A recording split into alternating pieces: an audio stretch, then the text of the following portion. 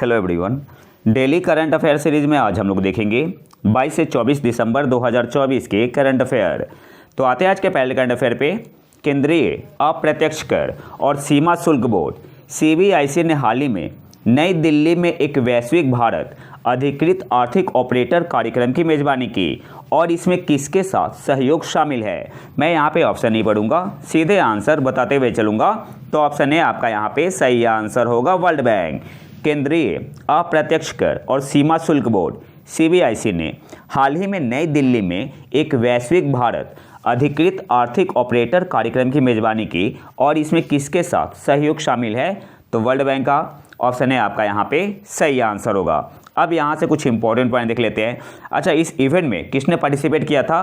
तो 18 trade partner country, private sector and international organisation. इसके अलावा जो आपका एईओ है, इसका मतलब क्या हुआ, आपसे एग्जाम में पूछ सकता है। AEO stands for authorised economic operator. तो जो एईओ प्रोग्राम है यह वैश्विक व्यापार को सुरक्षित और सुविधाजनक बनाने के लिए विश्व सीमा शुल्क संगठन सेफ फ्रेमवर्क ऑफ स्टैंडर्ड्स के तत्वाधान में एक कार्यक्रम है। इसके अलावा भारत ने साइन किया है एमआरए। यहाँ पे एमआरए का मतलब क्या हुआ? Mutual recognition agreement. MRA stand for mutual recognition agreement. किसके साथ साइन किया है? On AEO, authorised economic operator. तो साउथ कोरिया के साथ, हांगकांग, ताइवान, यूएसए के साथ, यूएई के साथ, ऑस्ट्रेलिया के साथ और रसिया के साथ। इसके अलावा भारत ने साइन किया है JAP joint action plan to conclude an MRA with Uganda, East African Community, South Africa, Japan, Bahrain, Singapore, New Zealand, UK, Belarus and BRICS. हालांकि ज़्यादा इंपॉर्टेंट नहीं है लेकिन आपको ध्यान में होना चाहिए। अगले क्वेश्चन पे आते हैं। विश्व की पहली कार्बन 14 डायमंड बैटरी किस देश ने विकसित की है? तो यूके ने। ऑप्शन डी आपका यहाँ पे सही आंसर होगा। विश्व की पहली कार्बन 14 डायमंड बैटरी किस देश ने विकसित की है? तो यूके ने। अब यहाँ से कुछ इंपॉर्टेंट पॉइंट देख लेते हैं। Scientist and engineers from the UK Atomic Energy Authority and the University of Bristol, ये याद रखना है, किसने डेवलप किया है? तो UK Atomic Energy Authority and the University of Bristol ने। और जो ये बैटरी है, this new type of battery has the potential to power device for 1000 of year. ये इंपॉर्टेंट पॉइंट है। अगले क्वेश्चन पे आते हैं। सिनबैक्स 2024 किन देशों के बीच पहला संयुक्त अभ्यास है? तो गिवन ऑप्शन में ऑप्शन सी आपका यहाँ पे सही आंसर होगा, भारत और कंबोडिया के बीच। सिनबैक्स 2024 अभी हुआ है भारत, इंडियन आर्मी और कंबोडियन आर्मी के बीच और ये पहला एडिशन है। तो एग्जाम में पूछेगा आपसे। अच्छा, ये हुआ कहाँ पे? तो फॉरेन ट्रेनिंग नोड पुणे में। ये भी याद रखना है, कहाँ पे हुआ? फॉरेन ट्रेनिंग नोड पुणे में। किन दो देशों के बीच है सिनबैक्स 2024? तो आपका भारत और कंबोडिया के बीच हुआ और ये पहला एडिशन था। अगले क्वेश्चन पे आते हैं। 14वां एशिया ओशिनिया मौसम विज्ञान उपग्रह उपयोगकर्ता सम्मेलन कहाँ आयोजित हुआ? तो ये आपका हुआ है नई दिल्ली में। ऑप्शन ए आपका यहाँ पे सही आंसर होगा। 14वां एशिया ओशिनिया मौसम विज्ञान उपग्रह उपयोगकर्ता सम्मेलन कहाँ आयोजित हुआ? तो ऑप्शन ए आपका यहाँ पे सही आंसर हो जाएगा, नई दिल्ली में। अब यहाँ से कुछ इंपॉर्टेंट पॉइंट देख लेते हैं। जो आपका 14th Asia Oceania meteorological satellite users conference हुआ, ये आपका हुआ नई दिल्ली में 4 से 6 दिसंबर 2024। और इस कॉन्फ्रेंस को किसने होस्ट किया? Hosted by the India Meteorological Department, Ministry of Earth Science. तो ये भी इंपॉर्टेंट है, इसे भी याद रखना है। और इस कॉन्फ्रेंस का एम क्या था? Promote the importance of satellite observation. और दूसरा आपका था advance satellite remote sensing science. तो पहला और दूसरा जो थीम है आपको याद रखना है। और जो पहला आपका ये समिट हुआ था Asia Oceania meteorological satellite users conference, ये आपका हुआ था 2010 में। कहाँ? बीजिंग, चाइना में। अगले क्वेश्चन पे आते हैं। किस भारतीय पारिस्थितिकी विज्ञानी, इकोलॉजिस्ट बोलते हैं, किस भारतीय इकोलॉजिस्ट ने चैंपियंस ऑफ द अर्थ पुरस्कार 2024 जीता?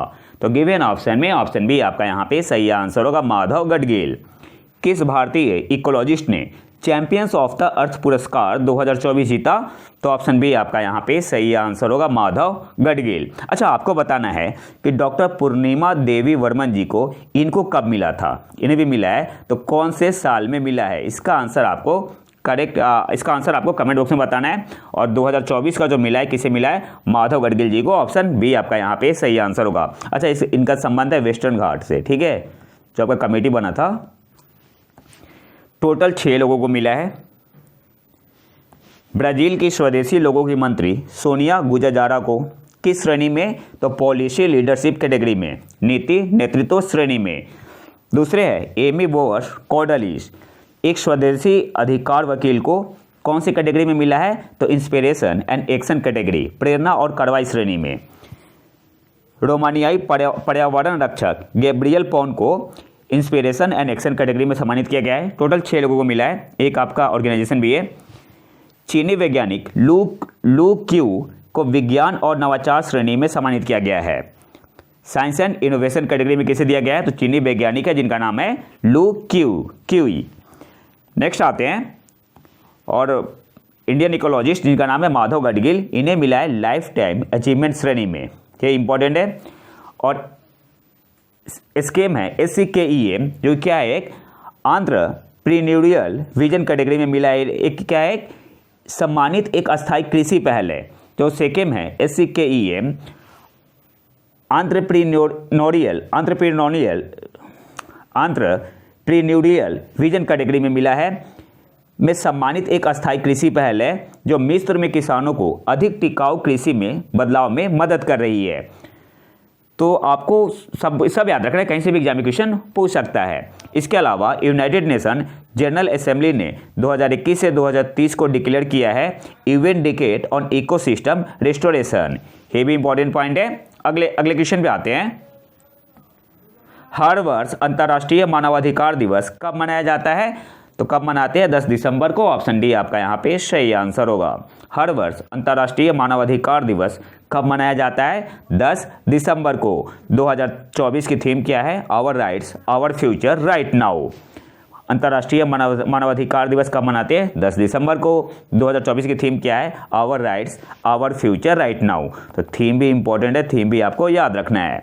अगले क्वेश्चन पे आते हैं। इस वर्ष देश की कितनी पंचायतों को राष्ट्रीय पंचायत पुरस्कार 2024 से सम्मानित किया गया? तो गिवन ऑप्शन में ऑप्शन सी आपका यहाँ पे सही आंसर होगा, 45।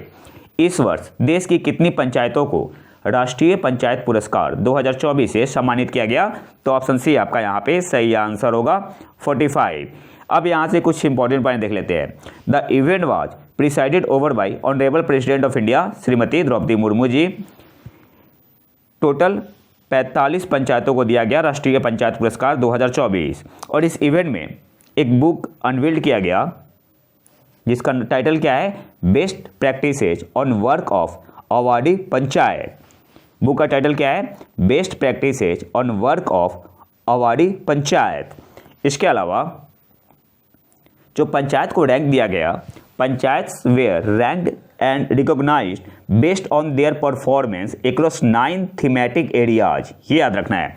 और कौन कौन से हैं? तो poverty free and enhanced livelihood, healthy panchayat, child friendly panchayat, water sufficient panchayat, clean and green panchayat, self sufficient infrastructure, socially just and secure panchayat, panchayat with good governance and women friendly panchayat. तो ये आपका 9 थीमेटिक एरिया है।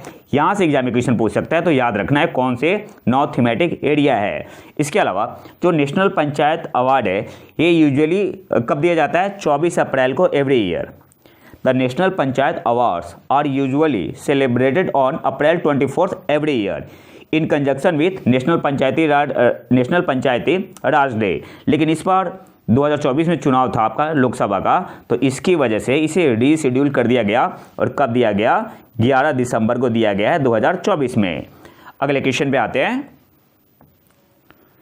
UIDF सरकार द्वारा बनाया गया है जिसका उद्देश्य छोटे शहरों में शहरी बुनियादी ढांचे को बढ़ाना है।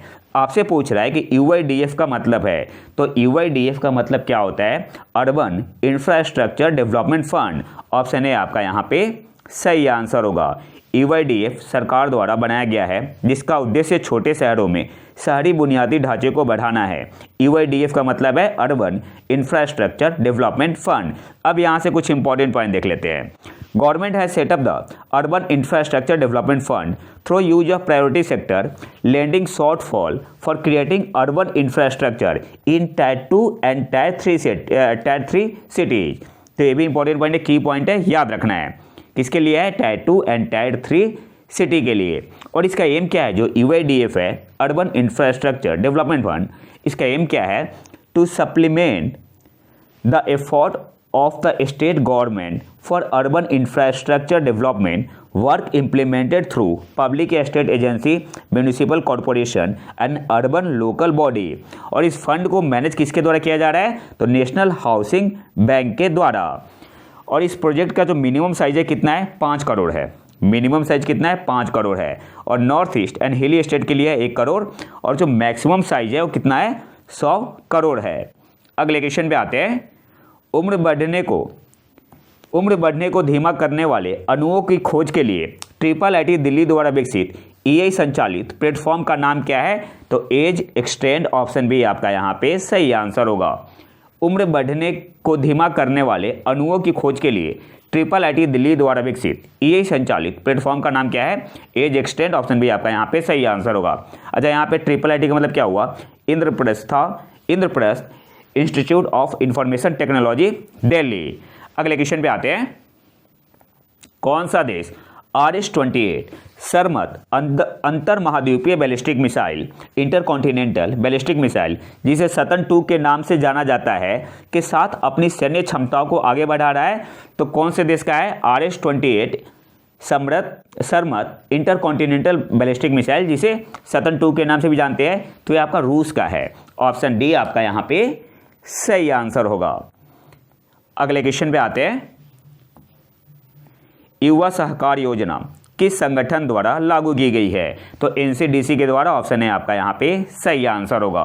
युवा सहकार योजना किस संगठन द्वारा लागू की गई है? तो NCDC, ऑप्शन है आपका यहाँ पे सही आंसर होगा। अब यहाँ से कुछ इंपॉर्टेंट पॉइंट देख लेते हैं। जो आपका युवा सहकार है क्या है? Cooperative enterprise support and innovation scheme है। जो युवा सहकार है ये आपका cooperative enterprise support and innovation scheme है। और किसके द्वारा इंप्लीमेंट किया जा रहा है? तो NCDC के द्वारा। इसका मतलब क्या हुआ? National cooperative development corporation. और बेसिकली है क्या? तो जो NCDC है ये स्टैट्यूटरी कॉरपोरेशन है under the administrative control of ministry of cooperation. और इसका एम क्या है?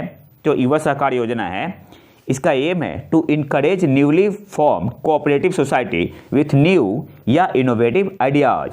The scheme encourage young entrepreneur cooperative society which are in operation for a minimum of 3 month. तो सारे की पॉइंट है। अगले क्वेश्चन पे आते हैं। हाल ही में भारत किस देश के साथ उन्नत रडार प्रणाली के लिए 4 बिलियन डॉलर के रक्षा सौदे को अंतिम रूप देने के लिए तैयार है? तो रूस के साथ, ऑप्शन सी आपका यहाँ पे सही आंसर होगा। हाल ही में भारत किस देश के साथ उन्नत रडार प्रणाली के लिए 4 बिलियन डॉलर के रक्षा सौदे को अंतिम रूप देने के लिए तैयार है? तो रूस के साथ, ऑप्शन सी आपका यहाँ पे सही आंसर होगा। ये आपसे एग्जाम में ऐसे भी पूछ सकता है कि अभी हाल ही में भारत ने रसिया के साथ तो 4 बिलियन डॉलर का डिफेंस एग्रीमेंट किया है, तो किसके लिए किया है? तो किसके लिए किया है? उन्नत रडार प्रणाली के लिए। अगले क्वेश्चन पे आते हैं। जम्मू कश्मीर की डल झील में एशिया की पहली जल परिवहन सेवा किसने शुरू की है, जो पर्यटकों के अनुभव को बढ़ाने के लिए पारंपरिक शिकारा सवारी के साथ प्रौद्योगिकी का मिश्रण करती है? तो उबर, ऑप्शन बी आपका यहाँ पे सही आंसर होगा। जम्मू कश्मीर की डल झील में एशिया की पहली जल परिवहन सेवा किसने शुरू की है, जो पर्यटकों के अनुभव को बढ़ाने के लिए पारंपरिक शिकारा सवारी के साथ प्रौद्योगिकी टेक्नोलॉजी का मिश्रण करती है? तो उबर ने किया है। ऑप्शन बी आपका यहाँ पे सही आंसर होगा। और ये जो सर्विस है क्या करेगा? ये कंबाइन करेगा आपका जो ट्रेडिशनल कश्मीरी कल्चर है विथ मॉडर्न टेक्नोलॉजी। अगले क्वेश्चन पे आते हैं। किस संगठन ने विलो नामक क्वांटम कंप्यूटिंग चिप लॉन्च की है? तो गूगल ने, ऑप्शन है आपका यहाँ पे सही आंसर होगा। किस संगठन ने विलो नामक क्वांटम कंप्यूटिंग चिप लॉन्च की है? गूगल ने। और इसे डेवलप किया है जो कंपनी का क्वांटम लैब है इन सांता बरबरा कैलिफोर्निया में। हो सकता है पूछ ले। और जो विलो आपका क्वांटम कंप्यूटिंग चिप है, it was able to solve a complex mathematical problem in just 5 minute. और जो नेक्स्ट लाइन है वो काफ़ी इंपॉर्टेंट है, a task that would take classical computer longer than the history of the universe. तो इतना difference है अकॉर्डिंग टू गूगल। अगले क्वेश्चन पे आते हैं। गुरुवायूर मंदिर जो हाल ही में खबरों में था, किस राज्य में स्थित है? तो ये आपका केरल में स्थित है। ऑप्शन सी आपका यहाँ पे सही आंसर होगा। अच्छा, न्यूज में क्यों है? तो सुप्रीम कोर्ट राज्य में गुरुवायूर श्री कृष्ण मंदिर के प्रशासन के पक्ष में केरल उच्च न्यायालय के आदेश के खिलाफ एक याचिका पर विचार करने के लिए सहमत हो गया, जिसने भीड़ प्रबंधन के मुद्दों का हवाला देते हुए एकादशी पर उदय स्थानम पूजा, ये याद रखना है आपको, उदय स्थानम पूजा के प्राचीन अनुष्ठान को बंद करने का फैसला किया था केरल हाईकोर्ट ने। तो आज सुप्रीम कोर्ट ने पूछा कि केवल सार्वजनिक सुविधा के लिए देवता के अनुष्ठान को कैसे रोका जा सकता है। अगले क्वेश्चन पे आते हैं। विदेश में संकट का सामना करने वाली भारतीय महिलाओं के लिए कितने वन स्टॉप सेंटर के विदेश मंत्रालय के प्रस्तावों को महिला एवं बाल विकास मंत्रालय की अधिकार प्राप्त समिति ने मंजूरी दे दी है? तो ऑप्शन डी आपका यहाँ पे सही आंसर होगा 9। विदेश में संकट का सामना करने वाली भारतीय महिलाओं के लिए कितने वन स्टॉप सेंटर के विदेश मंत्रालय के प्रस्तावों को महिला एवं बाल विकास मंत्रालय की अधिकार प्राप्त समिति ने मंजूरी दे दी है? तो 9। ऑप्शन डी आपका यहाँ पे सही आंसर होगा। अब यहाँ से जो इंपॉर्टेंट पॉइंट है वो हम लोग देखेंगे। तो 9 वन स्टॉप सेंटर बनाया जाएगा फॉरेन में, विदेश में, किसके लिए? For Indian women facing distress abroad, और जिसको अप्रूव किया किसने? Empowered committee of ministry of women and child development में। यहाँ से 2 पॉइंट और याद रखना है। जो 9 वन स्टॉप सेंटर है उसमें जो आपका 7 वन स्टॉप सेंटर है, इसमें प्रोविज़न है किसका? शेल्टर होम का। और वो कहाँ कहाँ पे है? बहरीन में, कुवैत में, ओमान में, कतर में, यूएई में, सऊदी अरबिया, जेदा और रियाद में, सऊदी अरेबिया में। और 2 ऐसे वन स्टॉप सेंटर है जहाँ पे शेल्टर होम नहीं है, वो आपका है टोरंटो और सिंगापुर। तो ये इंपॉर्टेंट पॉइंट है, आपसे पूछ सकता है एग्जाम में। अगले क्वेश्चन पे आते हैं। महाकुंभ मेला 2025 के दौरान भक्तों की सहायता के लिए प्रधानमंत्री द्वारा लॉन्च किए गए चैटबॉट का नाम क्या है? तो कुंभ सहायक। ठीक है, लिखते ऐसे है, पढ़ते सहायक है। ऑप्शन बी आपका यहाँ पे सही आंसर होगा। महाकुंभ मेला 2025 के दौरान भक्तों की सहायता के लिए प्रधानमंत्री द्वारा लॉन्च किए गए चैटबॉट का नाम क्या है? कुंभ सहायक। ऑप्शन बी आपका यहाँ पे सही आंसर होगा। अब यहाँ से कुछ इंपॉर्टेंट पॉइंट देख लेते हैं। ये आपका इनिशिएटिव के किस इनिशिएटिव का पार्ट है? तो डिजिटल महाकुंभ विजन का। इसके अलावा जो आपका एआई चैटबॉट है कुंभ सहायक, ये आपका प्रोवाइड करेगा real time uninterrupted response and serve as a free 24/7 guide. इसको डेवलप किसने किया है? Developed by the Prayagraj Mela authority and UP DESCO। The Kumbh Sahayak app is hosted on open source LLM large language module. और इसको प्रोवाइड कौन करेगा? Provide by जो ओला का कृत्रिम है। तो ये सारे इंपॉर्टेंट पॉइंट है, एक एक पॉइंट आपको याद रखना है। और ये सपोर्ट करता है आपका हिंदी, इंग्लिश, तमिल, तेलुगु, मराठी, मलयालम, उर्दू, गुजराती, पंजाबी, कन्नड़ और बंगाली।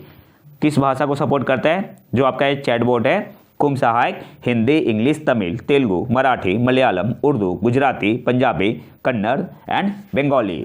अगले क्वेश्चन पे आते हैं। एशियाई महिला हैंडबॉल चैंपियनशिप 2024 में भारत ने कौन सा स्थान हासिल किया? अच्छा, ये कहाँ पे हुआ था? तो भारत में पहली बार हुआ है। ठीक है, पहली बार, और भारत इसमें 6ठे स्थान पे रहा है। तो ऑप्शन डी आपका यहाँ पे सही आंसर होगा। अब यहाँ से कुछ इंपॉर्टेंट पॉइंट देख लेते हैं। चीन ने भारत चाइना से हार गई 41-30 से, और भारत ने 6ठा स्थान हासिल किया। फिर चाइना कौन से स्थान पे रहेगा? जब चाइना ने भारत को हराया तो चाइना आपका 5वीं पोजीशन पे है। टाइटल किसने जीता? तो जापान ने जीता। जापान ने किसे हराया? जापान ने हराया कोरिया गणराज्य को। किसे हराया? कोरिया गणराज्य को। पहले पे आपका जापान रहा, दूसरे पे दक्षिण कोरिया, तीसरे पे कजाकिस्तान रहा, चौथे पे ईरान रहा, 5वें पे चीन, 6ठे पे भारत, 7वें पे हांगकांग चीन और 8वें नंबर पे सिंगापुर। अगले क्वेश्चन पे आते हैं। इंटरनेशनल डे ऑफ न्यूट्रलिटी कब मनाया जाता है? तो 12 दिसंबर को मनाते हैं, ऑप्शन ए आपका यहाँ पे सही आंसर होगा। इंटरनेशनल डे ऑफ न्यूट्रलिटी कब मनाया जाता है? 12 दिसंबर, ऑप्शन ए आपका यहाँ पे सही आंसर होगा। और आज के आखिरी करंट अफेयर पे आते हैं। भारतीय नौसेना दिवस प्रत्येक वर्ष 4 दिसंबर को मनाया जाता है। अच्छा, याद करने का तरीका क्या है? NAVY, इसमें 4 लेटर है, तो 4 दिसंबर को मनाते हैं। और आपसे पूछ रहा है कि 2024 का थीम क्या है? इंडियन नेवी डे 2024 का थीम क्या है?